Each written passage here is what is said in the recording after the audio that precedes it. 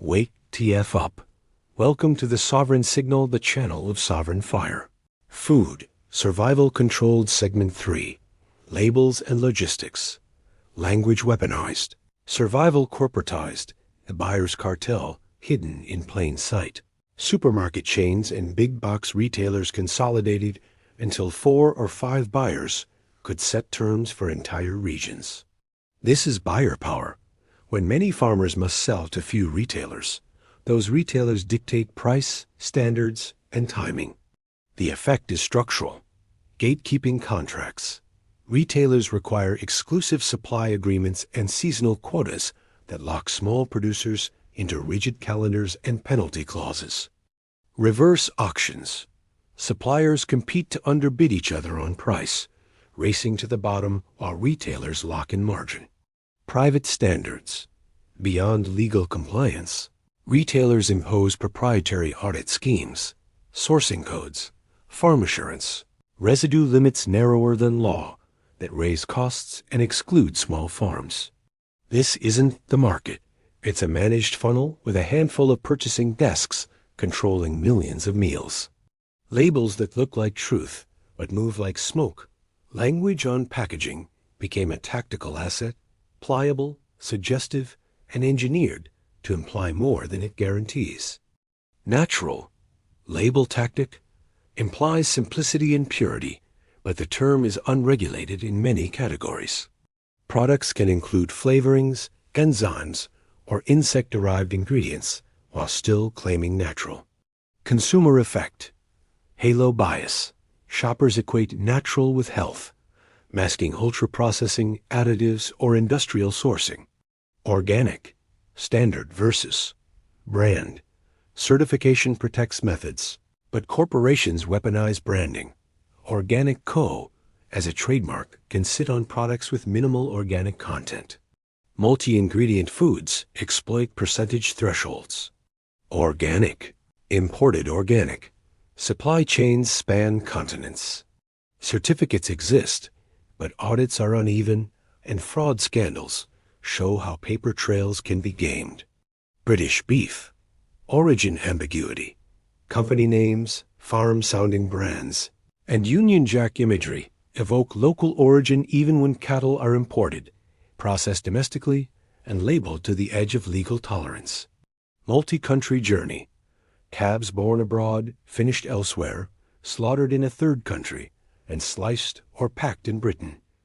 Origin becomes a legal riddle consumers can't decode.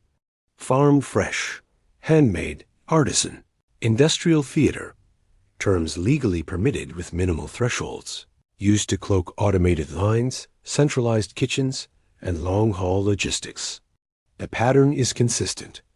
Build trust with words that evoke proximity and care, then fulfill with systems optimized for distance and throughput. Origin rules designed for confusion country of origin frameworks often hinge on last substantial transformation, not birth or raising. That allows protein laundering, animals raised abroad, slaughtered domestically, then labeled in a way consumers read as locally sourced. Ingredient gaming. Multi-ingredient products display made in X, when substantial transformation, mixing, cooking, happen there, even if core ingredients traveled thousands of miles. Ambiguous flags, national symbols, and produced for. Statements create plausibility for local identity without binding truth to primary inputs. Farmers lose the premium of place. Consumers lose the map. Private audits as a moat. Retailers deploy proprietary audits that serve two functions: reputational cover and competitive moat. Compliance costs. Independent farms bear audit fees, documentation burdens, and infrastructure upgrades, wash stations, packaging lines, segregated storage to meet retailer checklists. Residue microlimits. Standards push chemical tolerances below legal thresholds. Good in theory, but the cost of testing and compliance often drives only large, vertically integrated suppliers to qualify. Data capture. Audits require granular farm data, planting dates, inputs, labor practices. Retailers aggregate and analyze, turning the farm into a dataset. Data asymmetry then informs future contract terms and leverage. The audit isn't merely quality control. It's a selective barrier that filters competitors and entrenches alignments with corporate suppliers. Logistics, the choke points no one sees. Warehouses, cold chain, and category management control the pulse of food. The choke points are mechanical. Cold chain dependency. Fresh categories live or die by temperature control. Owning refrigerated transport and hubs gives retailers power to delay, prioritize, or drop suppliers at will. Just-in-time fragility. Thin inventories minimize costs but magnify shocks.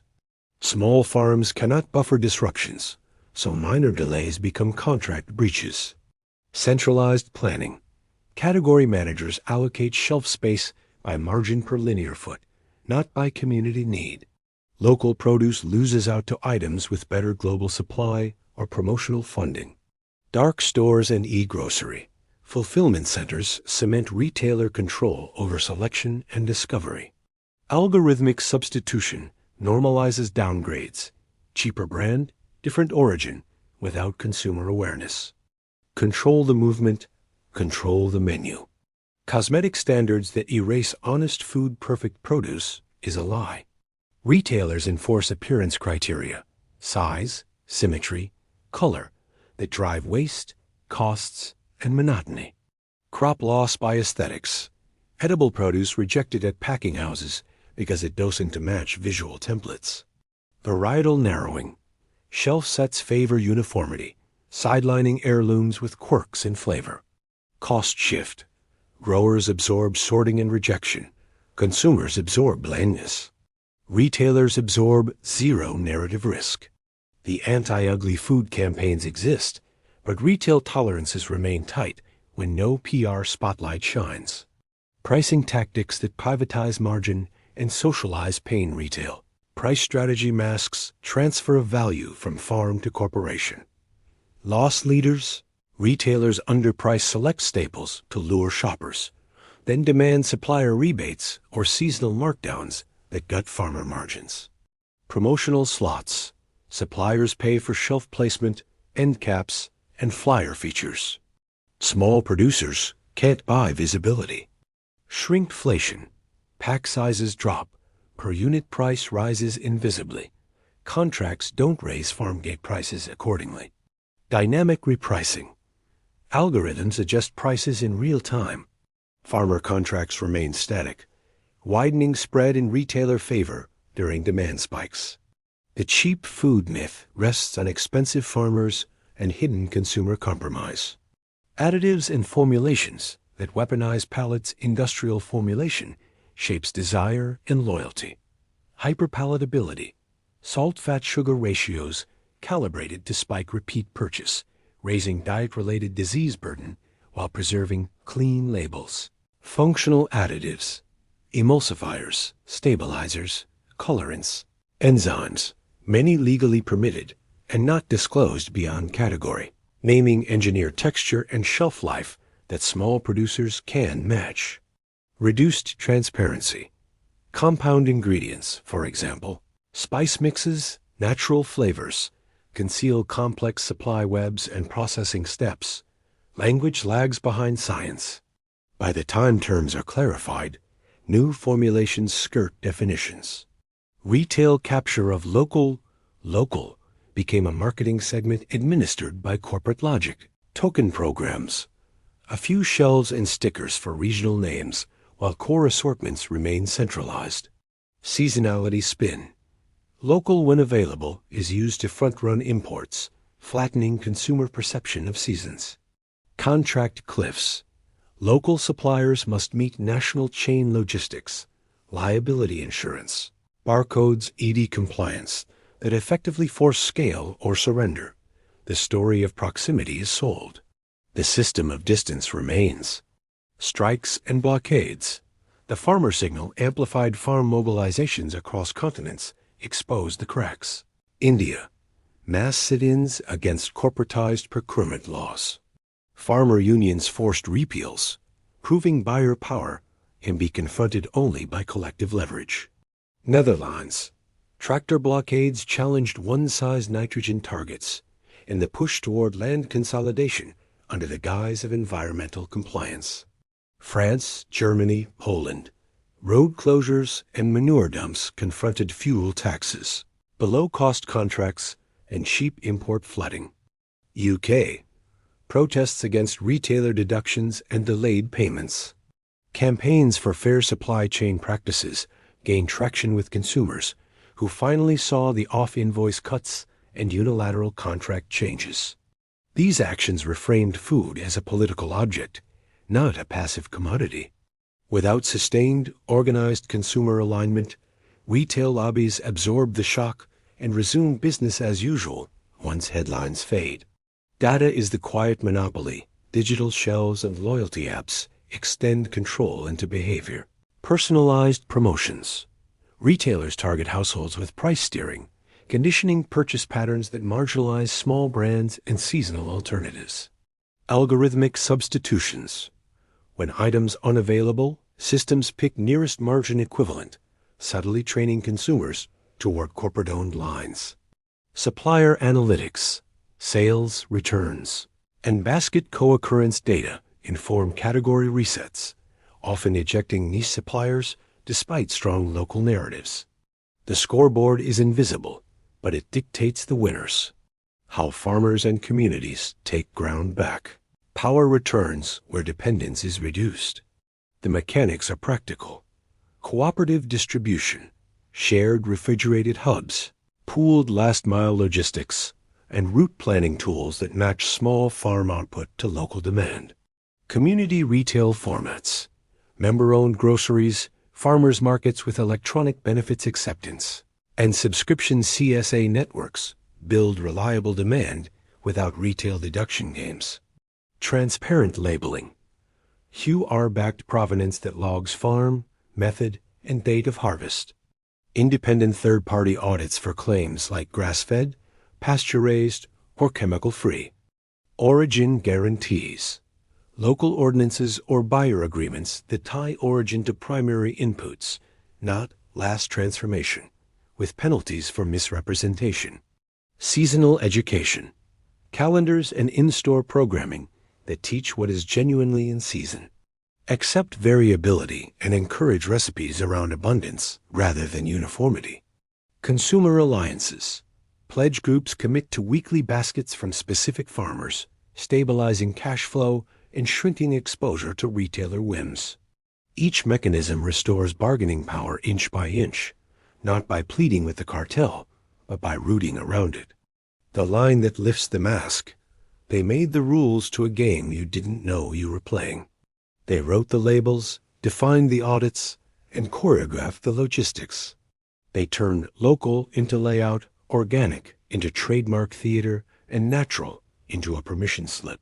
They set the board so that every path led back to their docs and their data. What looked like choice was channeling. What sounded like trust was scripting.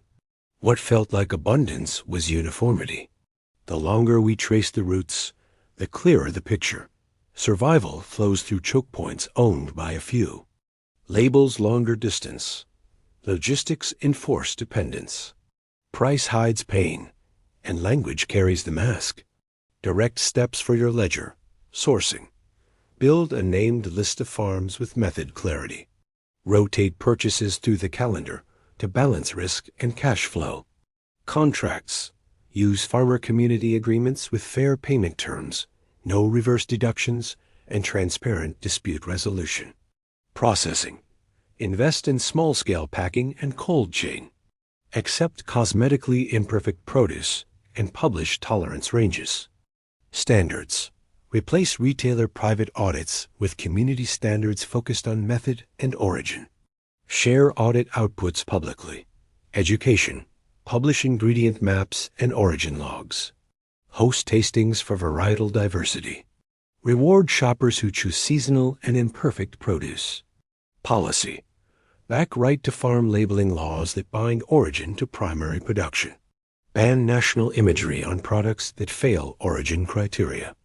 Control returns where the choke points are bypassed. Truth returns where language is nailed to method and origin. Final bomb, the people's signal. They made the rules to a game you never knew you were playing. And the game is monopoly. Seeds as properties. Chemicals as utilities. Logistics as railroads. Labels as chance cards.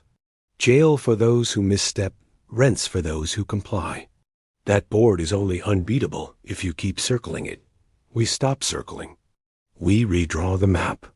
We build the routes that make proximity real, seasonality honest, and sovereignty practical. Farmers get buyers that honor method and place. Communities get food that tells the truth. Corporations get told to compete on transparency or lose the room. This was food, survival controlled.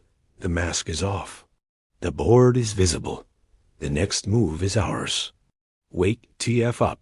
This is the sovereign signal. Support the mission. Like, share, subscribe. Wake TF up.